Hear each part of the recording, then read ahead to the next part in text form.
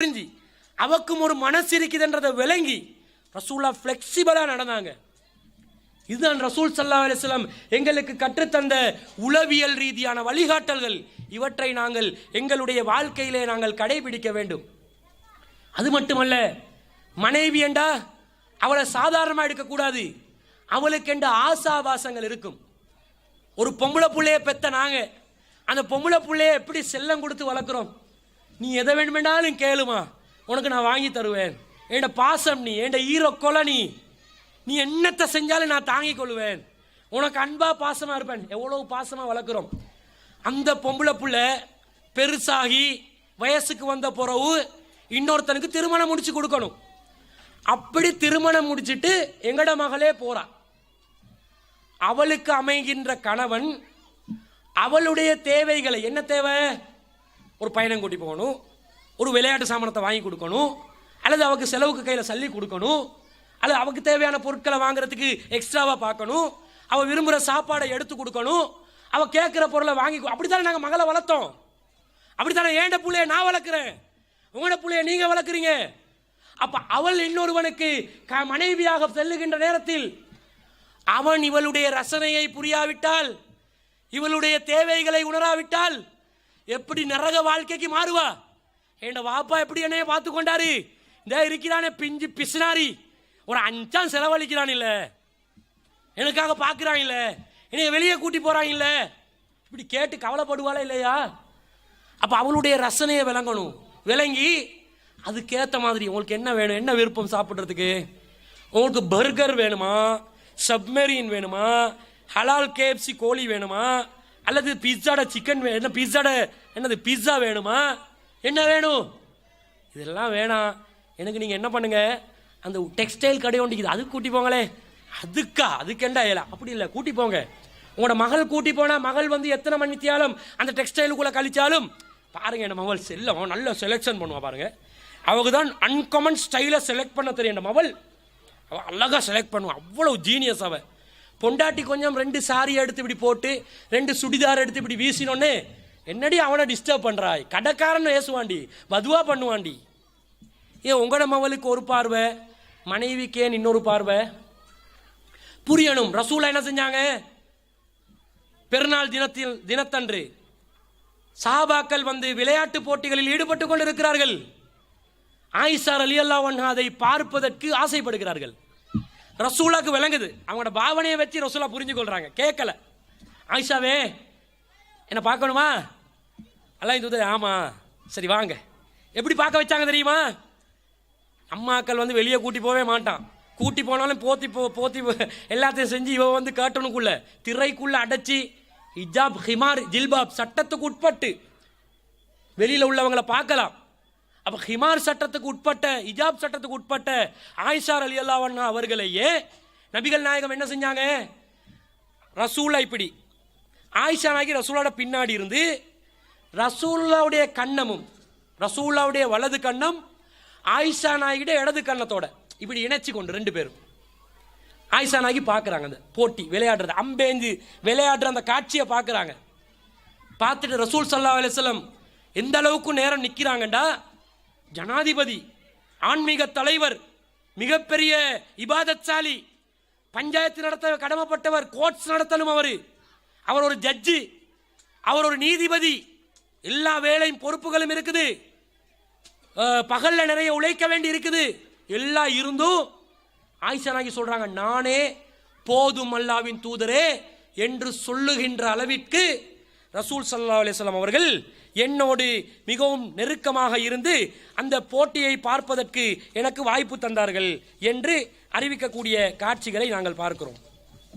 அப்ப இந்த மாதிரி ஒரு நிலையில நாங்க இருக்கணுமா இல்லையா? நாங்க அப்படியா இருக்கிறோம்? அந்த நிலையில இல்ல. எங்கட நிலை என்ன தெரியுமா, மனைவிகிட்ட ரசனையை பார்க்கறது இல்ல. எனக்கு டைம் கிடைச்சா கூட்டி போவேன், டைம் இல்லைண்டா இல்ல.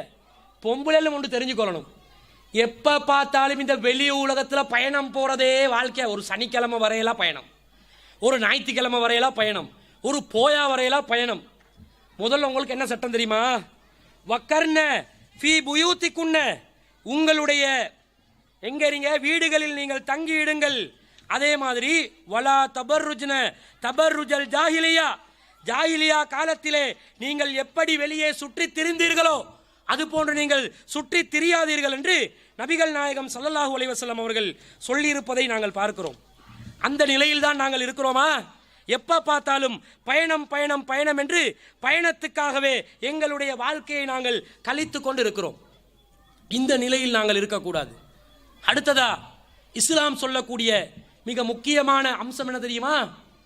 கணவன் மனைவியா ரெண்டு பேரையும் ரசூல் ஸல்லல்லாஹு அலைஹி வஸல்லம் சொல்றாங்க, ஒருவருக்கு ஒருவர் ஆடையாக இருக்க வேண்டும். நீங்கள் ஆடைகள், நீ அவனுக்கு ஆடை, அவன் உனக்கு ஆடை அப்படின்னு நபிகள் நாயகம் ஸல்லல்லாஹு அலைஹி வஸல்லம் அவர்கள் சொல்லுகின்ற அல்லாஹ் தஆலா குர்ஆன்ல சொல்றான். ஆடை என்றால் என்ன? ஆடை என்று சொன்னால் அந்த மானத்தை பாதுகாக்கிற, எங்களோட ஆரோக்கிய தேக ஆரோக்கியத்தை பாதுகாக்கிற, எங்களுக்கு கண்ணியத்தை ஏற்படுத்துற, எங்களுக்கு மரியாதையை ஏற்படுத்துற ஒரு கவசம் தான் ஆடை என்பது. அந்த மாதிரி கண்ணியத்தை ஏற்படுத்துற, மரியாதையை ஏற்படுத்துற, ஒரு தேக ஆரோக்கியத்தை ஏற்படுத்துற ஒரு கவசமாக ஆணும் பெண்ணும் இருக்கிறார்களா? இல்லை. கணவன் கிட்ட பல குறைகள் இருக்கும், மனைவி கிட்டையும் பல குறைகள் இருக்கும். இது உங்களுக்கு தெரிஞ்சுக்கொள்ள ஆசைண்டா ரெண்டு பேரும் சண்டை பிடிக்கிற டைம்ல வீட்டு வாசல்ல நின்று கொண்டு கேட்டீங்கண்டா போதும். ரெண்டு பேரும் சண்டை பிடிப்பாங்க பாருங்க, அந்த டைம்ல வீட்டு வாசல்ல நின்றுக்கோங்க, ரெக்கார்டிங் வேணும்னா போட்டுக்கோங்க. அப்படி ஸ்டார்ட் பண்ணுவாங்க பாருங்க. என்ன ஸ்டார்டிங்? அவ பேசுவான், நீ ஒரு ஆம்புலையா ஸ்டார்ட் பண்ணுவான். உண்ட உம்மா அப்படி, உண்ட வாப்பா அப்படி, உண்ட தாத்தா அப்படி, உண்ட தங்கச்சி இப்படி, உண்ட குடும்பம் அப்படி, நீ என்னத்தை செஞ்சாய், நீ என்னத்தை கிழிச்சாய், நீ என்னத்தை சிறைச்சாய், நீ என்னத்தை சாதிச்சாய், இப்படியே பட்டியல் போகும். அவன் வந்து ஸ்டார்ட் பண்ணுவான், நீ ஒழுக்கமானவளா? ஸ்டார்ட் மெயின் சுவிட்சில் கை வைப்பான். நீ உனக்கு மட்டும் ஒழுக்கமா? உண்ட வாய் மட்டும் நல்லமா? உண்ட வாயை திறந்தா எம்மாத்தகமா டவுன் வர காட்டிலும் போகுமே அப்படின்னுவான்.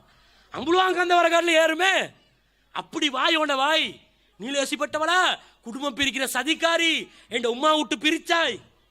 மானம் மரியாதைலாம் நாரி நறாங்கி நடு ரோட்டில் வெக்கி தலை குனிற நிலைமை. அப்படி ஒரு நிலைமை. எங்க ஆடை? ஆடையா இருந்தா ரசூலா நாங்கள் என்ன செய்வோம்? அழகான ஒரு நாங்கள் விரும்புகிற ஒரு ஆடை கொஞ்சம் கிழிஞ்சிருச்சு, கிழிஞ்ச ஆடையை இன்னும் கொஞ்சம் கிழிப்போமா? இன்னும் கிளி கிளி என்று கிழிச்சு வைப்போமா? இல்லை. என்ன செய்வோம்? விருப்பமான ஒரு ட்ரெஸ் வைங்க, விருப்பமான ட்ரெஸ்ஸண்டா தச்சு அந்த தையல் மா கூட விளங்காமைக்கிறதுக்கு ஒரு டிசைனை போட்டுருவாங்க. இப்போ நிறைய இளைஞர்களை பாருங்க, டெனிம் உடுக்குறான். எப்படி உடுக்குறான்? நிறைய இடத்துல கிழிஞ்சி கிழிஞ்சி தானே விஷயம் வெளியே, விஷயம் வெளியே நிறைய பேர்கிட்ட கிழிஞ்சி, ஒன்று பின்னுக்கு வெளியே இல்லாட்டி முன்னுக்கு வெளியே இப்படி இருக்குது. கேட்டா இது டிசைன்ன்றான். சரி, டிசைன் அவன் என்ன புரிகிறான்? ஒன்று உளவியலாக விளங்கி கொள்ளணும். இருக்கிற ட்ரெஸ்ஸை கிழிஞ்சதாவது பயன்படுத்த நினைக்கிறான்னு போயிட்டு கொண்டு இருக்கணும். மார்க்கத்தில் அவுரத் தெரிகிற மாதிரி இருக்கக்கூடாது, அதுக்கு தடைக்குது, அதை பார்த்துக்கொள்ளணும். அப்ப இப்படி வந்து நீயே ஆணை பயன்படுத்தும் போது ஒரு பெண்ணை அல்லாஹ் ஏன் ஒரு ஆடைக்கு ஓமையாக்குறான்? கிழிஞ்சாலும் அதை தையல் கூட விளங்காம அந்த சைடு அடிச்சு தாங்கண்டுவாங்க. நீங்க வந்து கொளுத்துட்டீங்க அல்லது மெலிஞ்சிட்டீங்க, என்ன செய்வீங்க? ட்ரெஸ் சரியில்லைன்னு வீசுவீங்களா? அதை கொளுத்திருந்தா தையலை பிரிப்பாங்க, மெலிஞ்சிருந்தா இடையில தையலை அடிப்பாங்க. எதையாவது பண்ணி இருக்கிற ட்ரெஸ்ஸை பாதுகாக்க நினைக்கிறீங்கடா, அந்த பெண்களுடைய ட்ரெஸ் தான் உங்களுடைய கணவன். அவனை பாதுகாக்கிறது உங்களோட வேலை. இன்னும் கிளி கிளி என்று கிழிச்சிங்கண்டா மானம் தானே பறக்கும். காதி கோட்ல வருஷத்துக்கு 6000 விவாகரத்துகள், 12,000 பேர் திருமணம் முடிக்கிறான். வருஷத்துக்கு 6000 பேர் விவாகரத்து செய்யறான் முஸ்லிம் சமுதாயத்தில். காதி நீதிமன்றங்கள்ல ஆடைகள் எல்லாம் பறக்குது, கிழியுது, துவைக்கிறாங்க. அடிஸ் அந்த கல்லில் வந்து துவைப்பாங்க பார்த்தீங்களா? தப்புறது தப்பு தப்பி இந்த நிலைமைக்கு போகுது. இப்படி இருக்கக்கூடாது. விட்டு கொடுக்குற மனப்பாங்க இருக்கணும். ரசூலா எப்படி சமாளிக்கிறான்? பிரச்சனையை சமாளிக்கிற முறையை பாருங்க. பிரச்சனை வராத குடும்பம் இல்லை. ரசூல் ஸல்லல்லாஹு அலைஹி வஸல்லம் அவங்க ஆயிஷா நாயுட வீட்டில் இருக்கிறாங்க. இன்னொரு மனைவிட வீட்டில் இருந்து ஒரு தேன் தட்டில் வருது. ஆயிஷா நாயகி என்ன பண்றாங்க? அந்த தேன் தட்டை தட்டியே விடுறாங்க. அவங்களோட ஆங்கிள் என்ன தெரியுமா? இது என்னுடைய நாள், நான் ரசூலாவுடைய கழிக்கிற நாள், இந்த நாளில் ஏண்ட மாப்பிள்ளைக்கு நான் சாப்பாடு கொடுப்பேன், நான் உறங்குறதுக்கு ஏற்பாடு செய்வேன், நான் சாப்பாடு கொடுக்காமலும் விடுவேன். அடுத்த மனைவி என்ன அதை பற்றி மூக்கம் நினைக்கிறது? ஏண்ட நாளில் தேன் அனுப்பி ரசூல்லா மேலே வந்து தனி பாசத்தை காட்டி ரசூலோட பாசத்தை பிரிக்க பார்க்குறீங்களாண்டு அடுத்த மனைவி அனுப்பின அந்த தேன் தட்டை தட்டி விட்றாங்க. பொம்பளையில் இப்படி திங்க் பண்ணுவாங்க, அது வாஸ்தவம் தான். ஆயிஷா நாயகி ஒரு பெண்மணி தானே, அப்படி யோசித்து தட்டி விட்றாங்க. ரசூலாவுடைய முன்னாடி யார் இருக்கிறாங்க? அபூபக்கர் இருக்கிறார், உமர் இருக்கிறார் ரலியல்லாஹு அன்ஹும், மிகப்பெரிய நபித்தோழர்கள். இப்போ ரசூலோட மாமனார் வேற முன்னாடி, உற்ற நண்பர்கள் முன்னாடி, அடுத்த மனைவிட வீட்டில இருந்து வந்த அந்த தட்டை வந்து இப்படி போட்ட உடனே மான பிரச்சனை. இப்போ வந்து தட்டு உடஞ்ச பிரச்சனை இல்லை, மான பிரச்சனையாக மாறிடும். நாங்கள் இருந்தால் என்ன செய்வோம்? நாங்கள் வீட்டில் நண்பர்களோட பேசிக்கிறோம், நண்பர்களுக்கு டீ சப்ளை பண்ணி கொண்டிருக்கிற நேரத்தில் எங்களோட பொண்டாட்டி வந்து ஒரு நண்பருக்கு டீ நான் இப்படி கிளாஸை கொடுக்க இப்படி தட்டி விட்டுறேன். ஃபர்ஸ்ட்டுக்கு நாங்கள் என்னைய பற்றி இவங்க என்ன நினைப்பாங்க இதுதானே, உடனே பற்றி கொண்டு வரும் பாருங்க. இவருக்கு கேஸ் கோவம், என்ற மானத்தை வாங்குறியா? இவர் ஆம்பளை சிங்கம். இப்போ சிங்கம் வந்து வெயிட்டை அடிக்க போகுது. இப்போ எப்படி இப்படி சூடேறி சைத்தான் டக்குன்னு ஐடியா கொடுப்போம், பார்த்தியா உன்னோட ஆண்மையை வந்து கேள்விக்குறி ஆக்கிறாளா இல்லையா? மான மரியாதை தொலைஞ்சிருச்சு எழுப்பி, ஏய் இதுக்காகவே உன்னை டிவோர்ஸ் பண்ணணும்டி, டிவோர்ஸுக்கு போவாங்க. ரசூல்லா இறை தூதர் என்றதை நிரூபிக்கிறாங்க பாருங்க. ரசூலா வந்து அவங்களும் மரியாதையை காப்பாற்றி கொண்டு நண்பர்கள் மத்தியிலையும் அவங்களுக்கும் மரியாதையை ஏற்படுத்தி மனைவியுடைய நியாயமான ரோசத்தையும் ஒத்துக்கொண்டு எப்படி நடந்தாங்க தெரியுமா? அடுத்தவங்களுக்கு அநியாயமும் செய்யாம ஒரு தீர்ப்பு சொல்றாங்க பாருங்க. ரசூலா வந்து முன்னாடி இருக்கக்கூடிய அந்த சஹாபாக்களுக்கு சொல்றாங்க, ஆரத் உம்முக்கும், உங்களோட உம்மாக்கு ரோசம் வந்துருச்சு. ரசூலா சொல்றாங்க, யார்கிட்ட உம்மாக்கா? அபூபக்கர்ட உம்மா தானே. இப்ப அவங்க அபூபக்கர்ட மவள் தான் ஆயிஷா. உம்மாத்துல் மூமினின் பட்டியல்ல மூமினான ஆண்களுக்கு தாய் யாரு? ஆயிஷா. ஏன்னா ரசூலாவுடைய மனைவி. எனவே ஆயிஷா ரலியல்லாஹு அன்ஹா அவர்கள் மூமினான ஆண்கள் அனைவருக்கும் தாயுடைய அந்தஸ்தில் இருக்கிறாங்க. உமர் ரலியல்லாஹு அன்ஹுக்கும் அந்த அபூபக்கர் ரலியல்லாஹு அன்ஹுக்கும் ரசூலா எப்படி திருப்பி விடுறாங்கன்னு பாருங்க. உங்களோட தாய்க்கு கோபம் வந்துருச்சு பாருங்களே அப்படின்றாங்க. இப்போ அவங்களுக்கும் சேர்த்து அவமானம். வந்தவங்களுக்கு எங்களோட தாய் கோவப்பட்டுட்டாங்களே, அவங்களுக்கு தாய் இல்லைன்னு சொல்லலுமா? உங்களோட பொண்டாட்டி தானே எங்களோட தாய்ன்றீங்க. அவங்களோட தாய் தான், இவ ரசூலோட பொண்டாட்டியும் தான், ஒன்றும் பண்ணலாது. இப்போ எல்லாரும் சேர்ந்து அந்த நடந்த இன்சிடென்ட் அவமானத்தை இப்போ பிரித்து கொள்றாங்க. எல்லாருக்கும் தான். ரசூலா அப்படி சொல்லிட்டு ரோசம் வந்துருச்சு. அவ தேவையில்லாத வேலை பார்த்துட்டு சொல்லலை, கொஞ்சம் ரோசம் பட்டாங்க. இந்த நாள் அவங்களோட நாள், அடுத்தவண்ட பொண்டாட்டியில் அடுத்த பொண்டாட்டி கிட்ட இருந்து வாரதை அவங்க விரும்பலை, நியாயமானது தான் என்ற மாதிரி அவங்களையும் பாதுகாத்துட்டு ஆயிஷா நாய்க்கு ஒரு வார்த்தை திட்டாம ஆயிஷா நாய்க்கு ஒரே ஒரு அறிவுரை சொல்றாங்க. ஆயிஷாவே, இதை வந்து நான் கிளீன் பண்றேன், தேன் எனக்காக வந்தது, நான் அதை விட்டு கொடுக்குறேன். தேனை வந்து நான் துப்புரவாக்கி அந்த நிலத்தை கிளீன் பண்ணி எடுக்கிறேன். தட்டை உடைச்சிட்டீங்க, அந்த தட்டு என்னுடைய அடுத்த மனைவிக்குரியது. எனவே அவங்களோட உரிமையில நான் கை வச்சிடக்கூடாது. நீங்க உடைச்சதுக்கு பதிலா தட்டை ஒன்றை நீங்க என்ன செய்யுங்க, புதிய தட்டை அனுப்பி வச்சிருங்க. நஷ்ட ஈடு கொடுக்கணுமா இல்லையா? ஏதாவது நஷ்டத்தை ஏற்படுத்தினா நஷ்ட ஈடு கொடுக்கணும். அதையும் கொடுக்க வச்சு நபிகள் நாயகம் ஸல்லல்லாஹு அலைஹி வஸல்லம் அவர்கள் அந்த இன்சிடென்ட் அப்படியே பாருங்க. அது வந்து சொல்றது ஸ்தானோச்சித பிரஜா வேண்டுவாங்க. சிங்களத்தில் இடத்துக்கு ஏற்ற மாதிரி ஆணி அடிக்கணும். அது பேலன்ஸ் பண்றது, அந்த விட்டு கொடுப்பு, அந்த புரிந்துணர்வு, இதுதான் ஒரு நிர்வாக ஆளுமை, ஒரு குடும்ப ஆளுமை. இந்த ஆளுமையை நபிகள் நாயகம் ஸல்லல்லாஹு அலைஹி வஸல்லம் அவர்கள் மிகவும் திறமையாக பயன்படுத்தி குடும்ப பிரச்சனைகளை சரி செய்து கொண்டார்கள். இப்ப யோசிங்க, எங்களோட மனைவிமார்களுக்கும் எங்களுக்கு மத்தியில் 1008 பஞ்சாயத்து இருக்கும், பிரச்சனை இருக்கும். இந்த பிரச்சனை எல்லாத்தையும் வச்சு நானும் அவளும் கீரியும் பாம்புமாய் சண்டை போட்டுக்கொண்டு வாழ்க்கையை கழிக்கிறதா? நீ ஓண்ட கெத்துல இரி, எனக்கு ஏண்ட கெத்து. நீ ஓண்ட ஸ்டைலில் போனா நான் ஏண்ட ஸ்டைலில் போவேன். நீ ஒண்டா நான் 2 அடி, நீ 8 அடி பாய்ஞ்சா நான் 16 அடி பாய. ஒருத்தரும் பாய மாட்டா. இப்படி இவ 8 அடி பாய போல இவர் கணக்கு பண்ணி 16 அடி பாய்வாரா? லூசு குடும்பம் வேண்டுவாங்க யாராவது பார்த்தா. 2 லூசு, அது 8 பாயுது, இது 16 பாயுது. இதை அப்ப எதுக்கு ஒரு நடைமுறைக்கு சாத்தியம் இல்லாத பழங்காலத்து பழமொழியை வச்சு கொண்டு எதுக்கு சண்டை பிடிக்கணும், ரோசம் காட்டணும்? இல்ல, நீயும் மனிதன், நானும் ஒரு மனிதன். ரெண்டு பேருக்கும் ரோசம் இருக்குது, மானம் இருக்குது. ரெண்டும் ரெண்டு சிந்தனைகள், ரெண்டு விதமான உளவியல்கள். அந்த ரெண்டு உளவியலையும் இணைச்சி விட்டு கொடுத்து சில தன்மைகளை புரிஞ்சி நிலைமைகளை புரிஞ்சி அனுசரித்து தவறுகள் அனைவரும் செய்வார்கள் என்பதை புரிந்து இணங்கி போனா அது குடும்பம், அது குடும்ப உளவியல். இந்த உளவியலை இஸ்லாம் கற்றுத்தந்திருக்கிறது. அற்பமான காலத்தில் நாங்கள் வாழ்ந்து மரணிக்க போகிறோம்.